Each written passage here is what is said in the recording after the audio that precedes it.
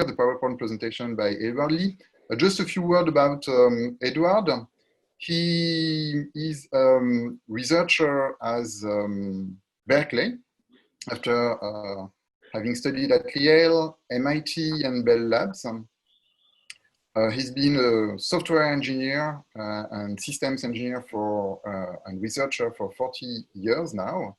He's very much interested into cyber physical systems and of course the integration of computing and the physical world, as the title of this keynote indicates it. I think Edward has delivered a book entitled The Entwined Futures of Human and Machines. And I guess the presentation we have today will have very much to do with the book. Edward, if you are ready, I think it's up to you now. Okay, thanks very much. I really appreciate the invitation. As you hinted in your description, I lead kind of a dual life these days. Most of the time, I actually am a hardcore engineer. I work on software for cyber physical systems. I've been working actually on software for cyber physical systems for about 40 years, long before there was ever such a term. 40 years ago, in the 1970s, I was writing assembly code to control robots in a clinical pathology lab. So it was an industrial automation application. But these days, I lead a bit more of a dual life where I spend some of my time on more technology and society issues. And it started with a project where I wrote my first book, which is this one, Plato and the Nerd, which came out about 3 years ago in 2017. It's the subtitle is A Creative Partnership of Humans and Technology. It was an attempt to kind of reach out to a broader audience and to write a book like what is commonly done in the scientific community, but much less done in the engineering community, which is a book that really steps back and looks at our discipline. And I think I was not completely successful because I was unable to keep technology out of it enough. So there's quite a bit of technical content in it. My latest book, which is the Coevolution, which forms the basis for this particular talk. I actually, when Eric and Shahram approached me to give this talk, I thought they wanted me to talk about my work in cyber physical systems because it's a very good match to the conference. But no, they insisted. They really wanted this talk that is more focused on technology and society. And I said, well, I mean, I actually don't like promoting my books, but I've made a public commitment to donate all of the royalties from this book to the Wikimedia Foundation, which is the organization behind Wikipedia. So I actually don't mind promoting the book because I think Wikimedia Foundation is a fantastic organization. And so, if I can get you all to buy it, that will help one of my favorite organizations.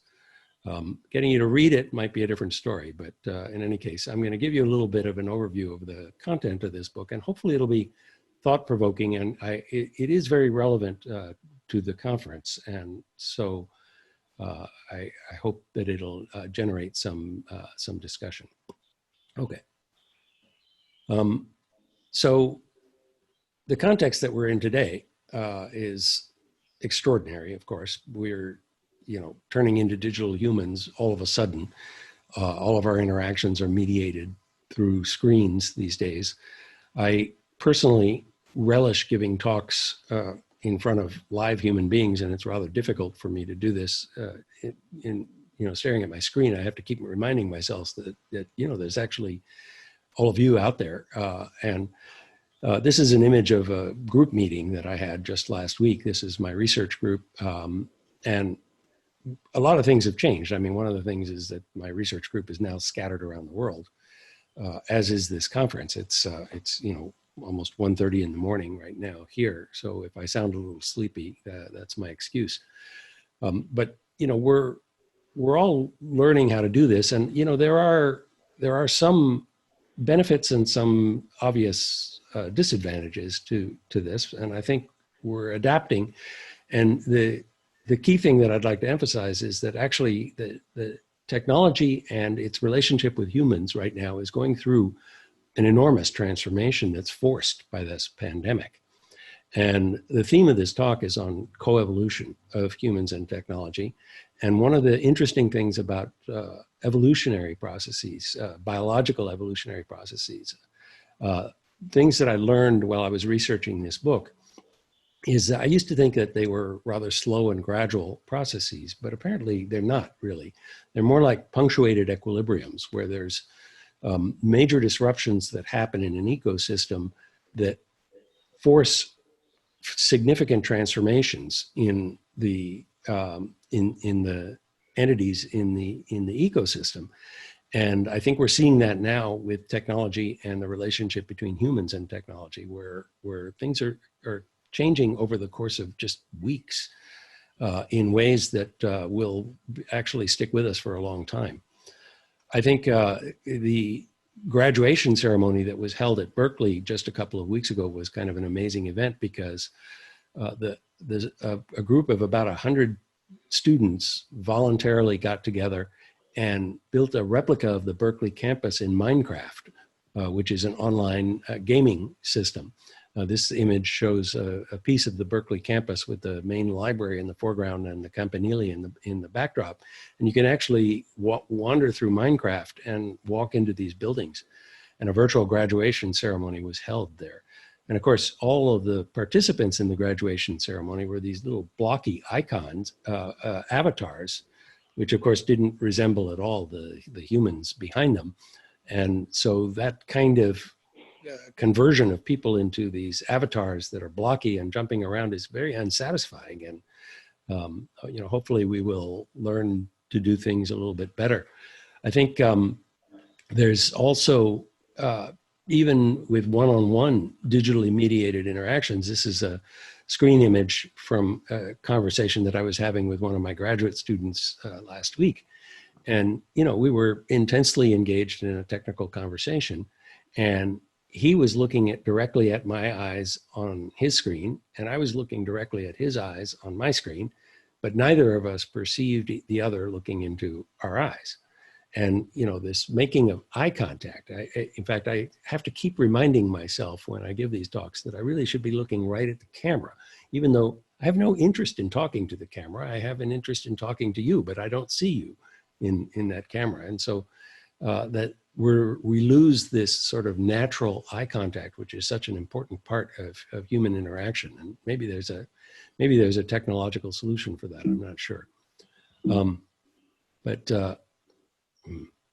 So the very short summary of my talk is that we humans actually have less control than we think over technology development. I've spent 40 years writing software, and I used to think that every piece of software that I wrote was the result of conscious, deliberate decisions that I made. And so it was a creative product coming directly from my mind. And I now realize that's not actually the case, that every piece of software I've ever written is actually a mutation of some previous piece of software, and that the nature of the piece of software that I wrote was very, very heavily influenced by the whole cultural ecosystem within which I created that piece of software, the programming languages and the tools that I used and the libraries that I used. Those all had an enormous amount of effect on the outcome of my creative process, and probably a disproportionately large effect, so that actually my personal effect was really rather minor. So there's implications with this, right? One is that if we want to establish policy, right? So these days, one of the reasons that I turned to spending a fair amount of my time on technology and society issues is that I think that our discipline is growing up in the sense that we are realizing that fairly suddenly our impact on human society is much bigger than it used to be. It's enormous, right? And the threats of even very disruptive effects. You know, the changing of the nature of work due to AI, for example, is something that many people are very scared about. The threats to democracy right now, where democracy seems to be crumbling around us in the face of technologically disseminated information. These effects are enormous, and we need to somehow learn to manage these effects. And of course, one of the classic techniques that we have is to establish policies at governmental levels and so forth. But the reality is that if we have less control than we think over technology development, then establishing these policies may be more difficult than we realize. So it's a more nuanced problem. And one of my goals in working on these books and doing this kind of research is to get conversations going so that we get a better understanding of what our relationship actually is with technology, so that we can learn how to manage it. Now, I have to emphasize right away that my book is not a doomsday book. There's a lot of books out there that you can go read that are talking about the runaway explosion of super intelligence, right? As soon as the machines develop a certain threshold of intelligence, they will be able to improve themselves. They'll be able to write their own programs, and they're going to leave humans in the dust. Okay, well, there's lots of books that you can read like that, and that's not what my book is about. My book is about actually the present. I'm not really doing much speculating at all in the future about the future. It's about what our relationship is with the technology today, and so I think that's really the emphasis. So this coevolutionary theme, the fact is that the major theme in this book is that instead of technology being the result of what I call in the book top-down intelligent design,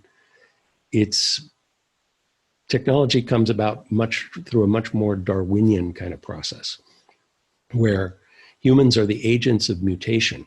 We create mutations on technology, and then in the ecosystem, there's a selection of survival of the fittest, to use Darwin's own term, a natural selection process.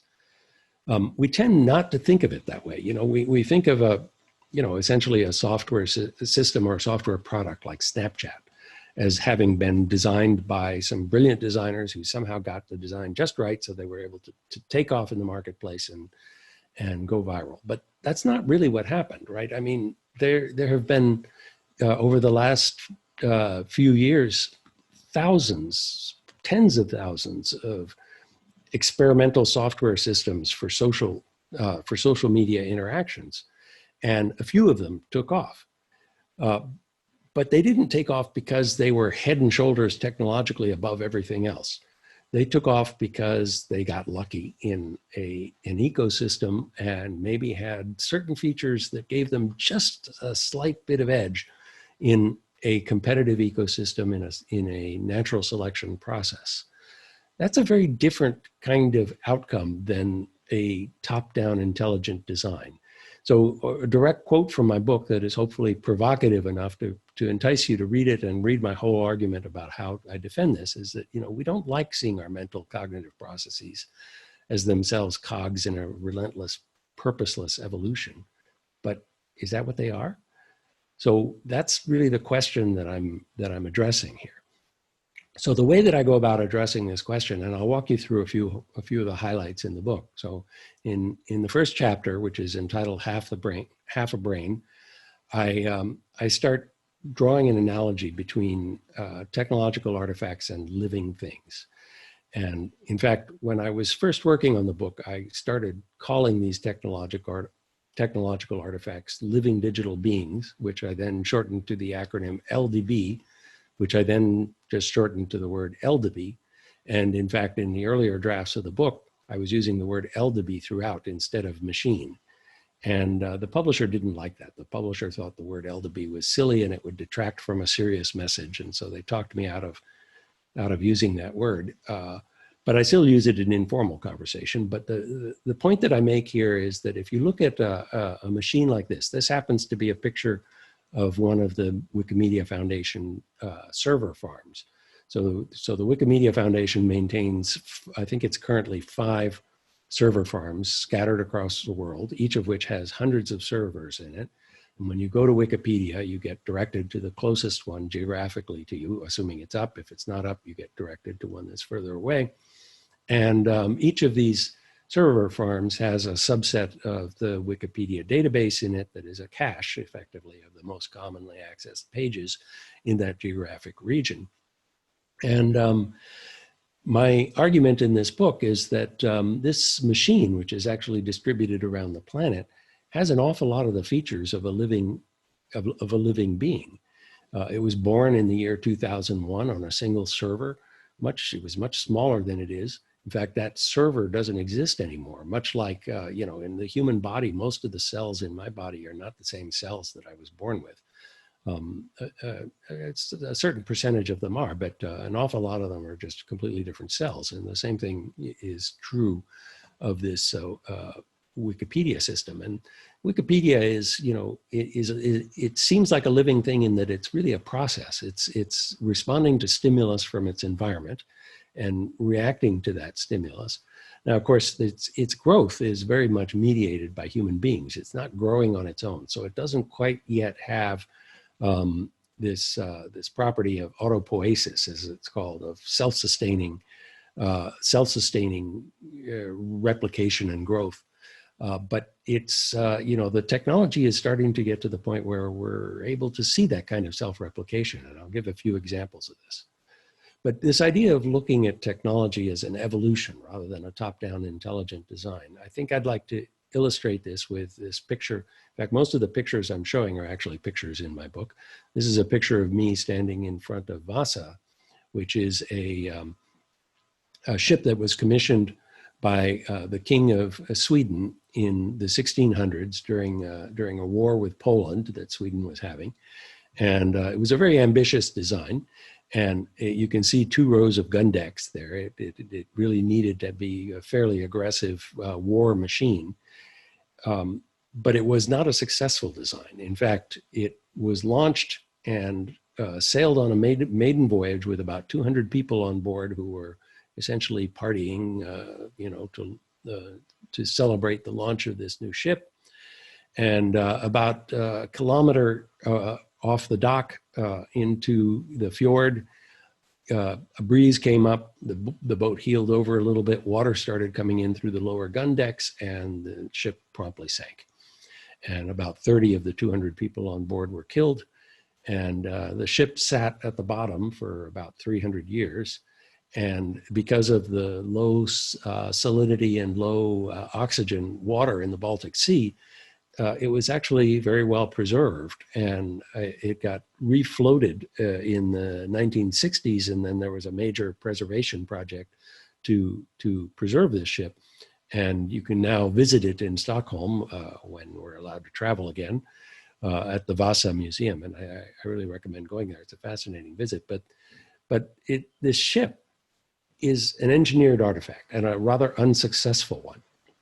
And I'd like to read you a quote from the French philosopher Alain, who is Émile Auguste Chartier is his real name, but he went by Alain. That was his pen name. He said, "Every boat is copied from another boat. Let's reason as follows in the manner of Darwin. It is clear that a very badly made boat will end up at the bottom after 1 or 2 voyages and thus never be copied. One could then say, with complete rigor, that it is the sea herself who fashions the boats, choosing those which function and destroying the others." So this is a Darwinian perspective on engineering. So from this same perspective, Snapchat was designed at least as much by teenagers as by the software engineers at Snap Inc. Think of it from that perspective, because it was the choice from a very competitive ecosystem of many mutant designs, mutant variations on the same concept, and it's the one that happened to succeed. So going to my favorite L to B, Wikipedia, you can say, all right, well, maybe you're stretching this too far, right? What really is life? Well, if you look up Wikipedia, look up life on Wikipedia, you'll find a page that at least at the time that I looked at it a few months ago, I didn't look at it today. Wikipedia pages can change, right? But at that time, it claimed that there was a reasonable consensus among biologists that in order to be considered a living thing, it had to have these 7 properties. So let's look at which of these properties Wikipedia has. Well, it certainly responds to its environment. Okay, it gets stimulus coming in over the internet and it responds. It certainly has cellular structure and composition. It's got those 5 server farms with hundreds of servers in each one. It certainly has growth and development, although that is very much mediated by humans. It certainly has homeostasis, which is the maintenance of stable inner conditions. It has the computer-controlled air conditioning systems in the data centers.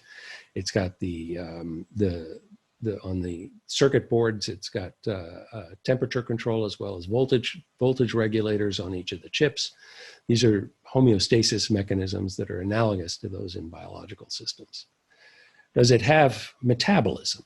Well, that's much more of a stretch, because a perfectly reasonable definition of metabolism is the energy-related processes in a biological cell. And if you define it that way, well, there's no biological cells involved, and therefore it doesn't have metabolism. But if you define it more broadly, as it is defined in this Wikipedia page, as deriving energy from chemical reactions, then actually that, at least in the US server farm, the energy that drives the server farm comes primarily from burning natural gas. So it is deriving energy from chemical reactions. Now, but to me, these analogies are maybe not that useful. They're sort of cute, right? And maybe give you a different way to think about a being like this. But the much more interesting ones are reproduction and heredity. So does Wikipedia reproduce? Well, if you go to GitHub, every one of the probably millions of GitHub pages these days has a wiki. And this wiki is very much fashioned after Wikipedia, and in fact, probably shares code, has inherited pieces of code from the wiki technology behind Wikipedia.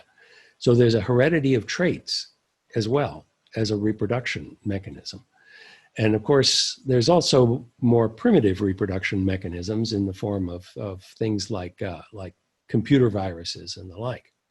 So I'm not the first person to draw this analogy between living things and technology. In fact, I first heard about this from Kevin Kelly, who was the founding executive director of Wired magazine and is a technical visionary.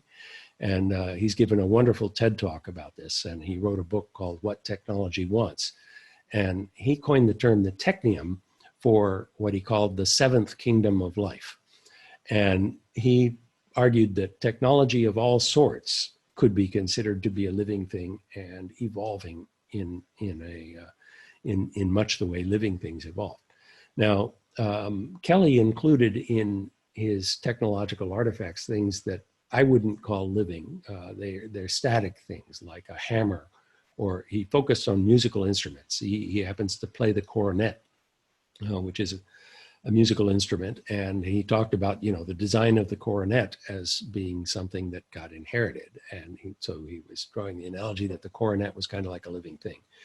But to me, life is a process, not a thing.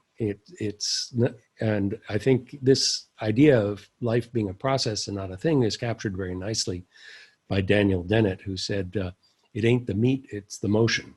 And according to Douglas Hofstadter, who is actually the person I got this quote from, so it's an indirect quote. It's Douglas Hofstadter quoting Daniel Dennett. And Hofstadter says that this was a subtle hat tip to a not so subtle, clearly erotic song written in the 1950s.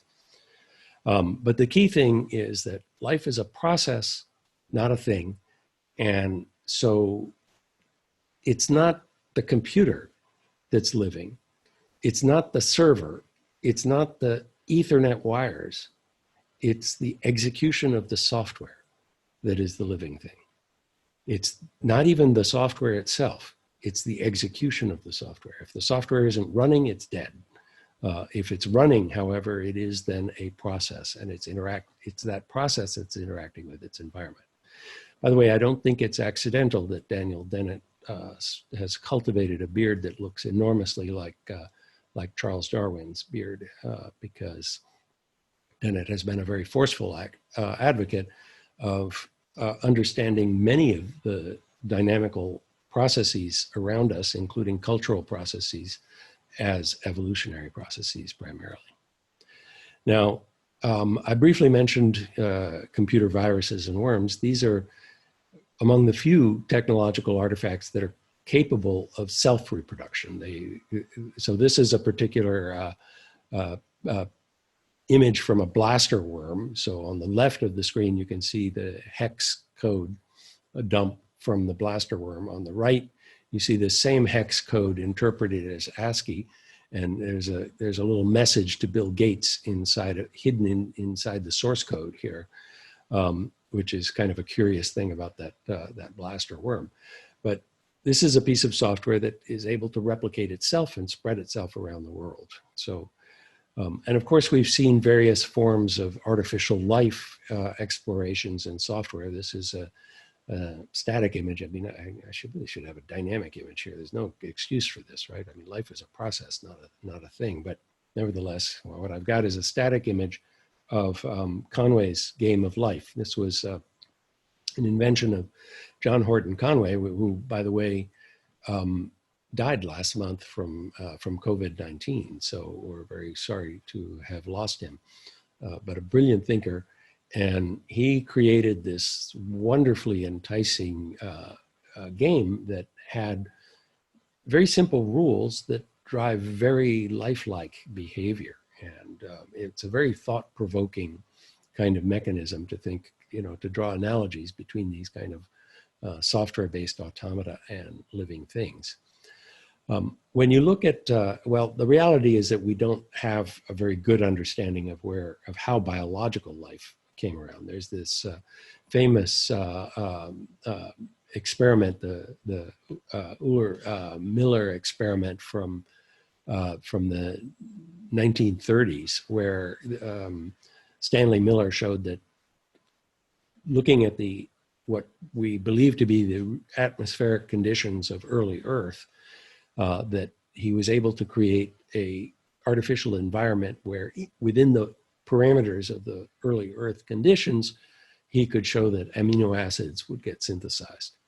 But amino acids are really a far cry from life. They're the building blocks of life, but they're not the self-replicating and self-sustaining molecular processes that form life. And we can only speculate at this point about how these self-sustaining processes, self-sustaining molecular processes came about.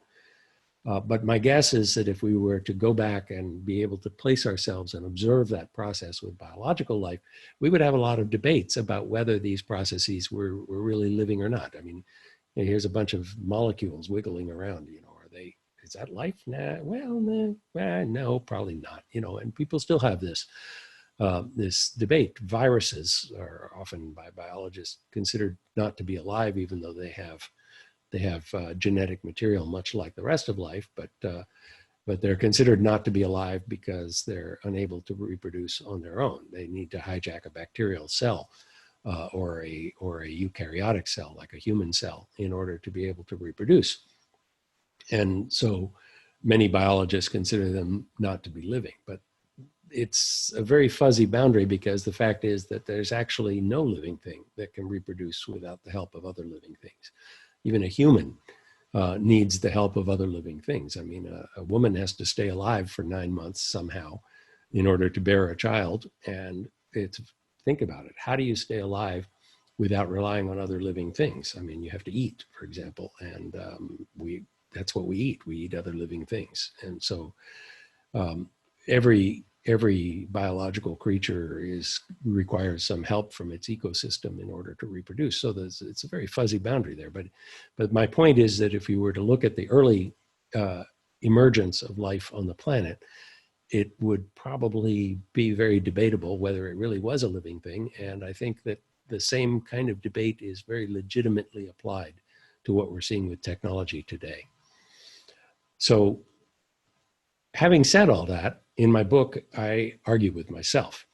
If I skip ahead to chapter 7, I then say, okay, well, wait a minute. Actually, particularly when you look at higher life forms like human beings, and when you look at intelligence, the gaps start to get pretty significant. And here I draw a lot from fairly recent work in psychology, and in particular the whole thesis of embodied cognition, which says that that the cognitive mind isn't something that resides inside the brain. It's the interaction of the brain with its environment. So that's a very subtle but extremely important distinction. So cognition is not what goes on inside the mechanisms of the brain. Cognition is the interaction between those mechanisms and the environment. Actually, one of the things that's so difficult about giving a talk like this is that the whole point of giving a talk like this is to connect with other human beings that I can only imagine are there. And I suspect that this would be impossible to do if I hadn't had some prior experience giving talks to actual human beings. So to quote Esther Tellin, who was one of the really key early forceful proponents of this embodied cognition idea, she said the mind simply does not exist as something decoupled from the body and the environment in which it resides. And so this says that if AIs are going to acquire something that closely resembles human cognition, they're going to need to have something that closely resembles a human body and have this ability to interact with their physical environment in much the way a human body interacts with its physical environment. And only that way are they going to, are they going to be able to get something close to human cognition. Now, as they start to interact with their environment much more heavily, they may develop a cognitive mechanism by that interaction, but it's going to be a significantly different cognitive interaction because the body is going to be significantly different, and the interaction mechanisms between that cognitive entity and its environment are going to be significantly different. So these are, arguably unlikely to be in any way very closely resembling human cognition. There's been experimentation in robotics with embodied cognition in robots. So this is an image from a wonderful project led by Josh Bongard, where they created a robot that would learn to manipulate it to navigate by experimenting with its limbs. So it was not pre-programmed to walk with these 4 legs. And in fact, Bongard and his team showed that they could tear off one of these legs and the robot would stumble around for a while, but it would once again learn to walk with the 3 remaining legs. And they could also change the parameters of the legs. So they could put an extension on one of them to make it significantly longer than the other 3. And the robot would learn to navigate again through that modified body. So this is an approach that is starting to get these technological artifacts to have something more like an embodied cognitive self.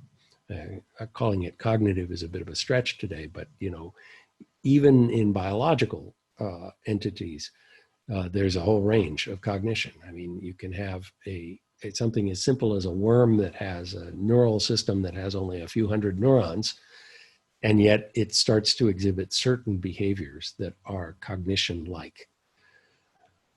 So another topic that I address in my book is in getting more deeply at this question about what the differences are between human cognition and machine cognition and how machine cognition might evolve. The fact is that all of the machine mechanisms that we're building are digital. All of the AI technology today is digital. Well, there's some experimentation with non-digital technologies as well, but it's much less developed, shall we say. So the interesting question is, well, is human cognition digital? If it is, then in principle, if the technology advances enough, I should be able to upload my soul into a computer, because Digital algorithmic processes in principle can be replicated on computers if you have enough resources, right? And so if my cognitive processes are fundamentally digital and algorithmic, then in principle, it should be possible for me to become immortal by transporting that digital algorithmic process into a computer. Similarly, teleportation should become possible. So the question is, are we really software and data? And does that lead us to the inevitable conclusion that AIs will eventually be able to completely replicate humans? Now, I argue in my book that this is actually not the case, probably. And that probably word is an important qualifier. I rely very heavily on a key result that was shown by Claude Shannon when he worked at Bell Labs in the 1940s. Claude Shannon showed that a noisy channel cannot convey more than a finite number of bits of information. Now, Shannon founded the field of information theory. And in his development of information theory, there's actually two very different kinds of information. Most people assume that information is digital because people talk about information technology, and all of the information that we have in information technology is digital. But actually, in Claude Shannon's information theory, information doesn't have to be digital. And in fact, he showed that this restriction that a channel capacity, that a noisy channel can only carry a finite number of bits of information, actually means that an infinite amount of information is lost in any communication. An infinite amount of information lost in every communication, okay? So one of the interesting questions is whether human cognition actually has infinitely more information than can ever be conveyed out of it. So the argument is a bit nuanced, and you'll have to read my book to get my full defense of it.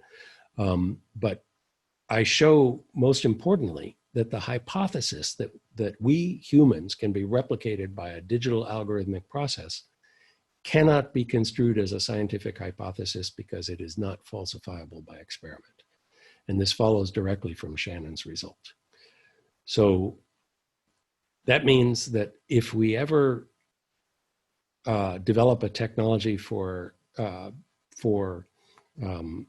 uploading our souls, we will never know whether it works. Okay, and the only way you'd be able to tell whether it works would be to undergo the process yourself, and even then, you wouldn't be able to make the comparison between the before and after, so you still wouldn't know whether it had worked. So that argument that it's not falsifiable means ultimately that if you kind of believe in this singularity and believe that you can become immortal, you need to accept that this is a faith. And there's a long tradition in humanity of believing in the afterlife as a faith. So it's just a new version of that same story. Now, a lot of technologists say, wait a minute, that can't be right, because we actually have theorems that show that this should be possible, right? Didn't Alan Turing invent a universal machine? Well, many people do shorten universal Turing machine to just universal machine, but a universal Turing machine is not a universal machine. It can't do what my dishwasher does, for example. The fact is that Turing machines are algorithmic, digital, and terminating. And humans have only one of those three properties, terminating. We're not algorithmic. Our processes are not sequences of steps. We're not digital, or at least we can't be shown to be digital. Now you might say, all right, well, actually maybe we are digital, right? Isn't the DNA digital? So there's the DNA fallacy. Human DNA encodes about 2 gigabytes of data. That's about 1,000 times less than what is on the laptop that I'm using to make this presentation. So it's not a lot of data, right? So is it really plausible that this 2 gigabytes of data encodes a human being? Let me point out that every human alive today is the endpoint of a continuous, unbroken biological process dating back 4 billion years. So me, my waving hand here, a biological process, is just a point in time on a biological process that started 4 billion years ago and has been uninterrupted that entire time. The amount of information that has flowed in that continuous flow is infinitely more than anything that can be conveyed in a noisy channel, because it doesn't have to be conveyed. It's actually carried in the thing in itself. So there's infinitely more information in that continual flow than there is in the DNA. So that makes it a little bit far-fetched that DNA alone will actually encode humanity.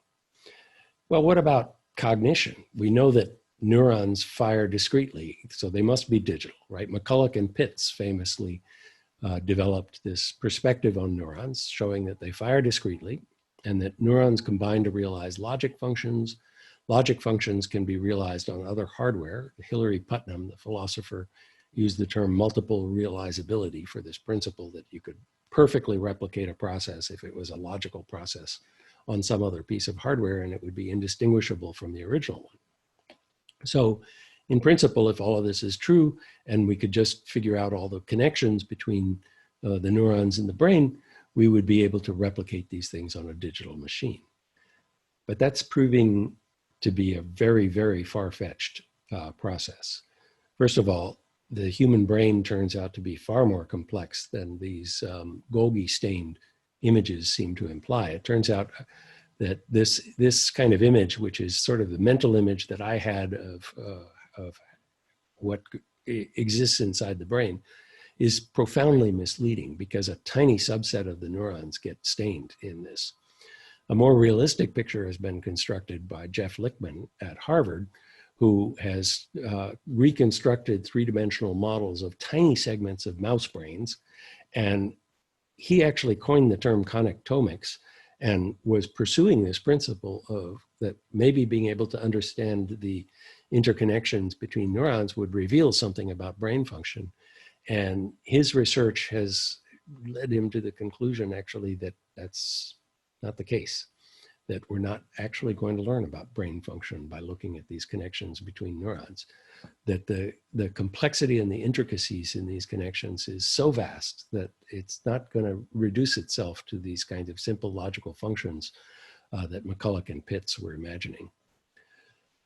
So my book also turns to questions of, well, all right, what happens when we get AIs that are driving cars and possibly running over pedestrians, and we have AIs that are making decisions about bank loans and so on. If we think of them as living things that we are actually co-evolving with, at some point it seems like we're likely going to reach a point where we're really going to need to hold them accountable for their actions. So that question of accountability is a very nuanced question, and it's a question that I confront in my book. This particular image is of an artwork that was created by three French guys, one of whom is Pierre Fautrel, who's the person in this image. And they downloaded a piece of software from Rabi Barat, who was a teenager who is now a student at Stanford. And Rabi Barat had created this program to use a technology developed by Ian Goodfellow called generative adversarial networks to synthesize artworks after extensive training from looking at existing artworks. And anyway, these three French guys, Obvious, created this artwork, which they called Portrait of Edmond de Bellamy, and they put it up for auction at Christie's, and it sold for some $430,000. And the idea was that it was the first AI-created artwork. So this directly, it created a lot of controversy, of course, because was it Rabi Barat's artwork, actually? Because it was kind of his software that created it. But my take on it is that these three guys created a piece of conceptual art. They created the concept of a first artwork created by an AI, as a piece of conceptual art, and it's that piece of conceptual art that they sold. And you can only sell one of those, the first of these allegedly AI created artworks. And it's a whole confrontation of this question of holding the machines accountable for their actions, right? They're basically throwing that in our face as a piece of conceptual artwork to think about. I think it's a brilliant commentary on a very prescient problem that we're actually all facing as technologists, because we're going to be having trouble with this accountability question. So we have to look more deeply at what we mean by accountability. And one of the things that I point out in my book is that in order to be held accountable for something, you have to be able to reason about causation, right? In order to be responsible for something having happened, you have to be able to reason about the fact that you caused this something to happen. Well, this question of causation turns out to be tremendously nuanced. This was really first pointed out famously by Bertrand Russell in 1913, who said, "The law of causality, I believe, is much like much that passes muster among philosophers, is a relic of a bygone era, surviving like the monarchy only because it is erroneously supposed to do no harm." So Bertrand Russell was basically throwing a bombshell into the scientific community here, saying that your whole premise that every physical thing is caused by a preceding physical thing, or a physical process caused by a physical process, is bogus. That actually our best understanding of physics requires no such causation. And so this stimulated a whole line of work that has basically put forth the premise that the notion of causation is actually an evolved human cognitive concept and not a concept of, about physics.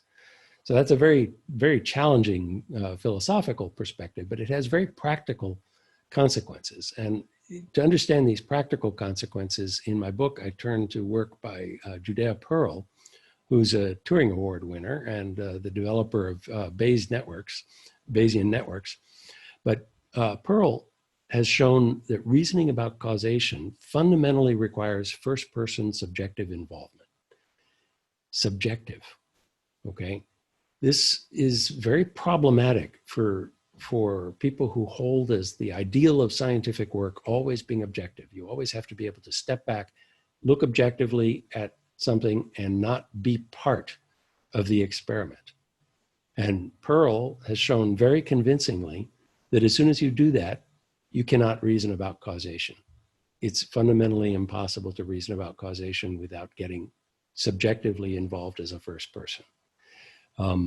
And I actually developed that idea, and I tie it into the work of two other Turing Award winners, Robin Milner, and actually three other Turing Award winners, Robin Milner, Shafi Goldwasser, and Silvio Micali.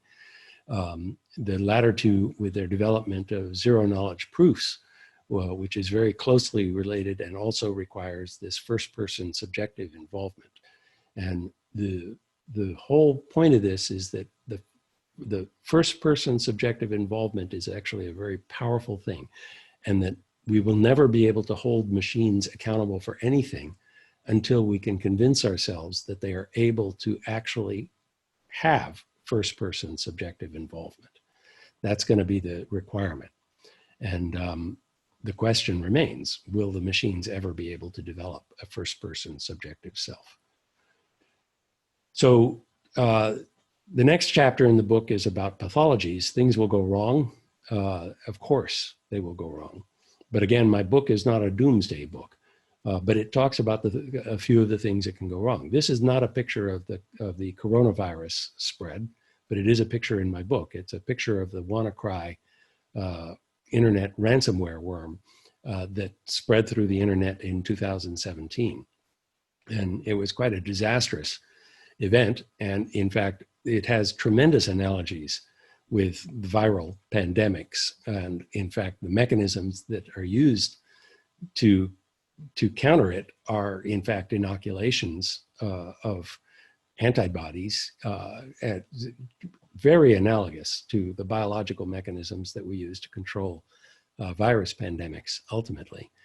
So This chapter, the main point of this chapter is that many of the doomsday books think of the threat of technology almost as if it's an invasion of an alien species, and that we should do an H.G. Wells style war of the worlds and go to war with this invading species. And I say, no, it's more like a symbiotic relationship with another biological entity has gone wrong. So your gut bacteria, for example, has gone haywire, and it's made you very sick. That's a pathology, and these kinds of things needed to be treated as pathologies, not as wars between invading species. I also make the claim that in this partnership between humans and machines, humans are the scarier part of the partnership. I'm going to skip this next section because I think I've gone on too long for an online talk, and skip right to the conclusion. So I apologize for skipping quickly through some slides, but I'd like to just entice you that coevolution, in fact, evolution, is a much more complex process than I thought when I started researching this book. I used to think that that mutations were very random, driven by alpha particles and chemical effects. But actually, I find they're much more complex. Biologists have learned they're much more complex. There's various mechanisms, like horizontal gene transfer, that are actually quite analogous to what a software programmer does. So here's a software programmer, and I coined the term horizontal code transfer. The software programmer is not starting with a blank slate and creating code from scratch. Nobody does that. Every piece of code that is written by a software programmer stitches together pieces of code from here and pieces of code from there to create a new piece of code.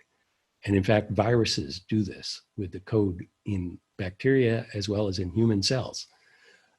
They mess with our DNA, and in fact, it's a fairly significant percentage of the human DNA is bacterial DNA that biologists understood to have been brought into the human germline relatively recently in our evolution by bacteria. So there's another very complex process called endosymbiosis that also has analogies with technology development, but I'm going to skip over that. People are very afraid that the machines are going to learn to write their own programs and are going to run away with themselves and outstrip humanity. There's an interesting mirror image effect that is already happening today, which is that computers are teaching humans how to program. When you use tools like Eclipse or Jupyter or GitHub or Stack Overflow or even Google Search, the machines are teaching you how to write your code. I find that my productivity as a programmer is orders of magnitude higher than it was 10 and 20 years ago. And that's because of these tools. These tools guide my programming and they show me how to do it. And that's an interesting process. And it's a feedback process, of course, because these themselves are all software tools. And they're software tools that are then further refined by the human beings who are using the software tools to further refine them. So that feedback loop where the human cognitive process of technology development is being affected by the technology, which is then affecting the technology, that feedback loop is subject to a mutation and natural selection kind of process. So the implications of all of this to regulation, I think, are fairly profound. So if you think of bad outcomes, right, under digital creationism, bad outcomes are the result of unethical actions by individuals, for example, by blindly following the profit motive with no concern for societal effects. Under coevolution, however, bad outcomes are the result of procreative prowess. Technologies that succeed are those that more effectively propagate. And that's a different mechanism.